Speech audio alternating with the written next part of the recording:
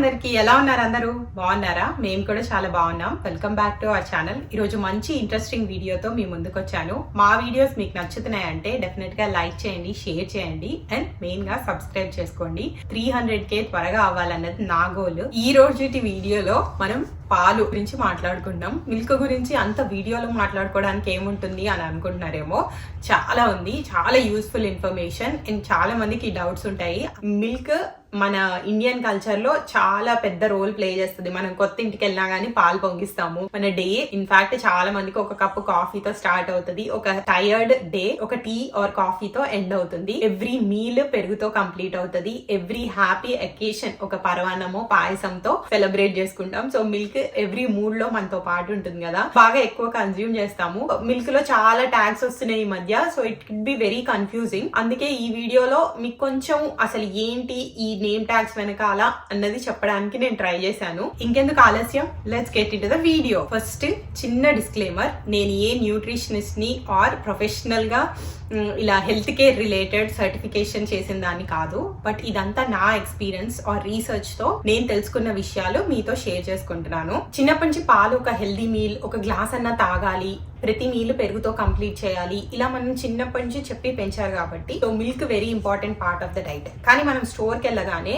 Organic milk అని, A2 milk అని, pasteurised milk అని, హోమోజినైజ్డ్ మిల్క్ అని ఇలా చాలా రకాల అవైలబుల్ గా ఉంది. వీటిలో ఏది చూస్ చేసుకోవాలి, అసలు వీటి అర్థం ఏంటో చాలా సార్లు అర్థం కాదు. ఇనిషియల్ గా నాకు కూడా చాలా కన్ఫ్యూజన్ గా ఉండేది. అలాని రాంగ్ చాయిస్ చేసుకున్నప్పుడు అది హెల్త్ మీద డైరెక్ట్ ఇంపాక్ట్ ఉంటుంది. మెయిన్ గా ఫీమేల్స్ కి మిల్క్ దగ్గరకు వచ్చేసరికి, నేను US కి వచ్చిన కొత్తలో నాకు ఆర్గానిక్ నాన్ ఆర్గానిక్ ఇవేం తెలీదు. స్టూడెంట్ గా ఉన్నప్పుడు ఏది చీప్ గా దొరికితే ఆ మిల్క్ తీసుకురావడం, దాన్ని తాగడం వల్ల మెయిన్ గా మూడ్ స్వింగ్స్, పీరియడ్స్ చాలా మెస్సీ అయిపోవడం, లేదా ఎక్కువ పెయిన్ ఉండడం పీరియడ్ లో, ఇట్లాంటివి నోటీస్ చేశాము అండ్ ఫేస్ చేశాను కూడా నేనైతే. బాగా ఒక కపుల్ ఆఫ్ మంత్స్ పట్టింది నాకు ఇన్ఫాక్ట్ ఇది మిల్క్ వల్లే నాకు అవుతుంది అని తెలుసుకుని నేను ఫిక్స్ చేసుకోవడానికి. ఫస్ట్ అయితే మనము ఆర్గానిక్ మిల్క్ తో స్టార్ట్ చేద్దాం. బికాస్ మనం స్టోర్కి వెళ్ళగానే మనకి 2 సెగ్రిగేషన్స్ మెయిన్ గా కనిపించేది ఏంటంటే ఆర్గానిక్, నాన్ ఆర్గానిక్. అన్డౌటెడ్ గా organic milk healthier option than non organic milk. చాలా స్టడీస్ ప్రూవ్ చేశాయి దట్ న్యూట్రిషనల్ వాల్యూ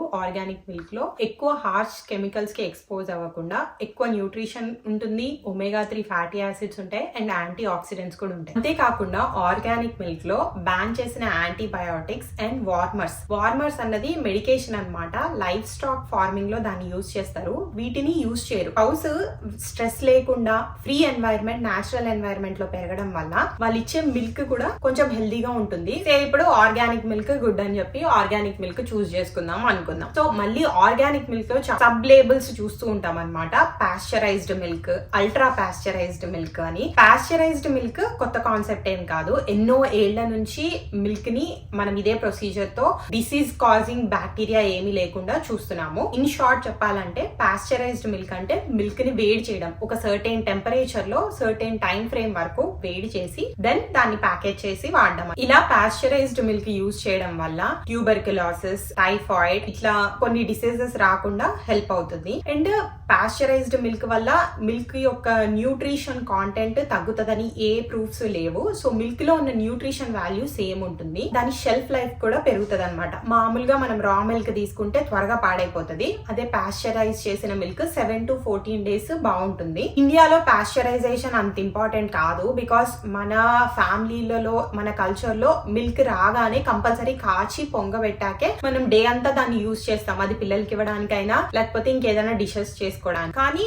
US లో అండ్ చాలా వెస్టర్న్ కంట్రీస్ లో మిల్క్ రాగా తాగేస్తారనమాట, వేడి చేసుకోరు. వాళ్ళు కార్న్ ఫ్లేక్స్ లో తిన్నా గానీ లేదా కాఫీలో కోల్డ్ కాఫీ కింద డైరెక్ట్ మిల్క్ కలుపుకుంటారు. So in that case if you are using direct milk then pasteurised milk కి వెళ్ళడం better option. Next ultra pasteurised milk కూడా ఉంటుంది. ఇంకొంచెం హయ్యర్ టెంపరేచర్ కి షార్టర్ డ్యూరేషన్ ఆఫ్ టైం కి మిల్క్ ని వేడి చేస్తారనమాట. దీని వల్ల షెల్ఫ్ లైఫ్ ఇంకా ఎక్కువ ఉంటుంది. 30 to 90 days మిల్క్ పాడవకుండా ఉంటాయి. But there is no harm in going for pasteurised or ultra pasteurised. ఇంకొక కేటగిరీ మనం చూసేది ఏంటంటే హోమోజినైజ్డ్ మిల్క్. సో బేసిక్ గా మిల్క్ లో ఫ్యాట్ మాలిక్యూల్స్ ఉంటాయి కదా, ఈ ప్రాసెస్ లో ఏం చేస్తారంటే ఆ ఫ్యాట్ మాలిక్యూల్స్ ని మిల్క్ అంతా ఈవెన్ గా డిస్ట్రిబ్యూట్ అయ్యేటట్టు చూస్తారు. లేకపోతే అవి ఒక్కటే పైన సపరేట్ గా అయిపోయి అవి మనం ఇప్పుడు కంటైనర్ లో తీసుకున్నాం అనుకోండి, ఆ కంటైనర్ కి అతుక్కుపోవచ్చు, లేదా పాల ప్యాకెట్ చుట్టూరా అతుక్కుపోవచ్చు. అట్లా అవ్వకుండా అండ్ తాగినప్పుడు మిల్క్ అంతా కూడా ఫ్యాట్ ఈవెన్ గా డిస్ట్రిబ్యూట్ అయ్యి ప్రతి గ్లాస్ లో సేమ్ టేస్ట్ ఉండడానికి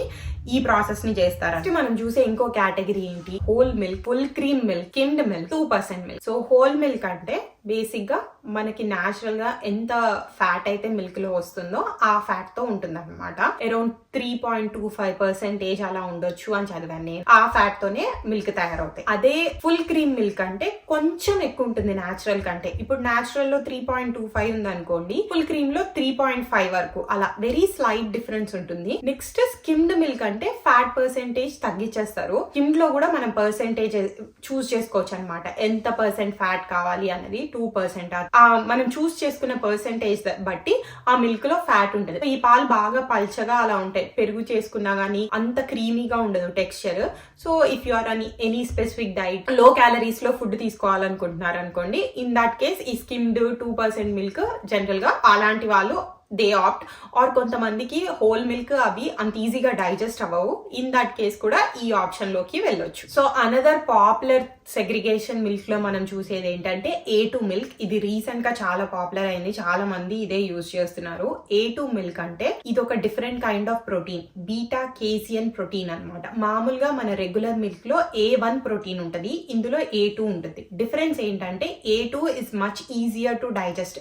కొంతమందికి milk over the time intolerant అయిపోతారు అనమాట, లాక్టోస్ ఇంటాలరెంట్ అంటారు కదా. అలా ఎలర్జీస్ రాకపోయినా డైజెషన్ ఇష్యూస్ వస్తాయి, కాన్స్టిపేషన్ ఎక్కువ అవుతుంది, హెడ్ ఏక్స్ రావచ్చు, సో గ్యాసీగా ఉండొచ్చు. అట్లాంటి వాళ్ళ కోసము ఈ A2 ఆప్షన్. ఇది స్టమక్ మీద చాలా ఈజీగా ఉంటుంది, డిస్కంఫర్ట్ ఉండదు, ఈజీగా డైజెస్ట్ కూడా అవుతుంది. మెయిన్ గా ఇప్పుడు మనం పిల్లలకి ఫస్ట్ టైం మిల్క్ ఇస్తాం కదా 1 year దాటాక, అలాంటప్పుడు whole milk, full cream milk ఇచ్చామంటే వాళ్ళకి కొంచెం ఒక్కొక్కసారి డిస్కంఫర్ట్ ఉండొచ్చు, డైజెస్ట్ అవ్వక పిల్లలు ఇబ్బంది పడతారు, గ్యాస్ వచ్చి. సో A2 మిల్క్ అయితే మోర్ ఈజీగా డైజెస్ట్ అవుతుంది. బట్ వన్ డిసడ్వాంటేజ్ నేనేమనుకుంటానంటే, ఇలా A2 తోనే అలవాటు చేస్తే తర్వాత రెగ్యులర్ మిల్క్ ఎప్పుడు తాగినా గానీ చాలా కష్టం అయిపోతుంది అనమాట. సో ఒకవేళ బాగా కష్టం ఉంది పిల్లలకి హోల్ మిల్క్ అంటేనే A2కి వెళ్ళండి. ఫస్ట్ హోల్ మిల్క్ డైల్యూట్ చేసి వాటర్ తో ట్రై చేయండి. మీరు కనుక ఒకవేళ A2 తోనే స్టార్ట్ చేసి ఇంకా A2 తోనే కంటిన్యూ చేశారనుకోండి, ఇండియా ట్రిప్ కి వెళ్ళినా గానీ ఆర్ ఎక్కడికైనా బయటికి వెళ్ళి వేరే మిల్క్ ఏదైనా అవైలబుల్ ఉంటే కిడ్స్ చాలా ఇబ్బంది పడవచ్చు ఆ మిల్క్ తాగి. సో నా ఉద్దేశంలో అన్నిటికీ కొద్దిగా బాడీ అడ్జస్ట్ అయ్యేటట్టు చిన్నప్పటి నుంచి ట్రైన్ చేస్తే బెటర్. బికాస్ ఇప్పుడున్న ఫాస్ట్ లైఫ్ కి మనము ఎక్కువ ట్రావెలింగ్ చేయొచ్చు, లేదా బయట దేశాలకు వెళ్ళి చదువుకోవచ్చు, పిల్లలైనా గానీ పెద్దోళ్ళైనా. సో వాళ్ళ బాడీ కొంచెం అడ్జస్ట్ అయ్యేటట్టు ఉంటే ఆ ఎన్వైరన్మెంట్ కి గానీ అక్కడ దొరికే ఫుడ్ గానీ లైఫ్ చాలా ఈజీగా ఉంటుంది. A2 ఫిక్స్డ్ అన్నట్టు ఉండకుండా కొంచెం రొటేట్ చేస్తూ ఉండండి. మీకు ఒకవేళ స్టమక్ ఇష్యూస్ ఉన్నాయి అంటే A2 తో స్టార్ట్ చేయొచ్చు, బట్ ఒక 2 weeks A2, then whole milk ని డైల్యూట్ చేసి అట్లా కొద్దిగా రొటేట్ చేస్తూ బాడీకి స్లోగా అలవాటు చేస్తే లాంగ్ టర్మ్ లో ఎక్కువ ప్రాబ్లమ్స్ ఉండవు. ఆర్ఎల్స్ ఎప్పుడు A2 తాగుతామన్నా గానీ నో ఇష్యూస్. ఇప్పుడు నాకు తెలిసి A2 కూడా బాగా పాపులర్ అయిపోయింది, అన్ని చోట్ల దొరుకుతుంది. సో ఇంకా కన్సిస్టెంట్ గా A2కే వెళ్ళిపోవాలి, పిల్లలకు కూడా ఎప్పుడు A2 ఇవ్వాలి. So that is also one option. ఒకవేళ మీరు ఫార్మ్స్ దగ్గర నుంచి మిల్క్ తీసుకుందాం అనుకుంటున్నారు, లేదా తీసుకుంటున్నారంటే ఇవి ఒకసారి చెక్ చేసుకోండి. వాళ్ళు ఏ ప్రాసెస్ తో చేస్తున్నారు, వాళ్ళకి ఏ రకమైన సర్టిఫికేషన్ ఉంది, వాళ్ళ ఫార్మ్ ఎట్లా మెయింటైన్ అవుతుంది, ఇవన్నీ తెలుసుకోవడం బెటర్. నేనైతే స్పెసిఫిక్ గా ఈ బ్రాండ్ మిల్క్ తాగాలి ఆర్ ఈ స్టోర్ నుంచి తెచ్చుకోవాలి అని చెప్పట్లేదు, ఆప్షన్స్ చాలా ఉన్నాయి. ఏం తెచ్చుకున్నా ఈ డీటెయిల్స్ మీకు డెసిషన్ మేకింగ్ లో హెల్ప్ అవుతాయని చెప్తున్నాను. నేనైతే నా పిల్లలిద్దరికి ఆర్గానిక్ హోల్ మిల్క్ ఇస్తాం మేమిద్దరము. డైల్యూట్ చేసి ఇచ్చాము ఫస్ట్ లో వివాన్కి, వర్ణికాకి స్టార్టింగ్ లో వాళ్ళు పాలు తాగినప్పుడు. ఆ తర్వాత ఇప్పుడైతే హోల్ మిల్క్ మామూలుగానే ఇస్తున్నాము. బికాస్ నేను వెరీ ఫ్రీక్వెంట్ గా ఇండియా వెళ్తూ ఉంటాను. ఇప్పుడు నేను కనుక A2 ఇట్లా స్పెసిఫిక్ గా అలవాటు చేస్తే ఇండియా వెళ్ళాక వాళ్ళిద్దరికి పాలు తాగడం కష్టం అవుతుంది.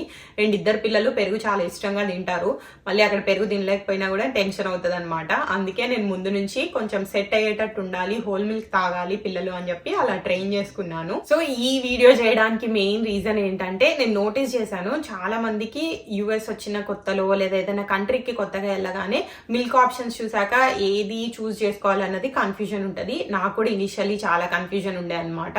సో ఐ థాట్ ఈ వీడియో మేబీ హెల్ప్ అవుతుంది జనాలకి. అసలు ఏంటి ఈ నేమ్స్ వెనకాల ఆ ప్రొసీజర్ గురించి ఏంటి అన్నది తెలిస్తే చాయిస్ కొంచెం ఈజీ అవుతుంది అని చెప్పేసి నేను ట్రై చేశాను. మీకు ఎలా అనిపించింది, హెల్ప్ అయిందా లేదా కింద కామెంట్స్ లో చెప్పండి. ఇట్లా ఇంకేదైనా టాపిక్స్ మీద వీడియోస్ కావాలన్నా గానీ కింద కామెంట్స్ లో చెప్పండి. సో ఇది నా రీసెర్చ్, నా ఎక్స్పీరియన్స్ లో నేను తెలుసుకున్న విషయాలు. దీంట్లో నేను ఏమైనా మిస్ చేసినా ఆర్ ఏదైనా తప్పుగా చెప్పినా గానీ కింద కామెంట్స్ లో చెప్పండి. సో దట్ మనం అందరం తెలుసుకోవచ్చు. అందరికీ ఇది ఒక లెర్నింగ్ ప్రాసెస్ అయి ఉండాలి. అండ్ ఈ టాపిక్ గురించి మనం డెఫినెట్ గా డిస్కస్ చేసుకోవాలి. మోర్ అవేర్నెస్ ఉండాలి. That's all for this video. ఈ వీడియో మీకు నచ్చినట్టయితే లైక్ చేయండి, షేర్ చేయండి, మా ఛానల్ కి సబ్స్క్రైబ్ చేసుకోండి. See you in the next one. Bye bye. Take care.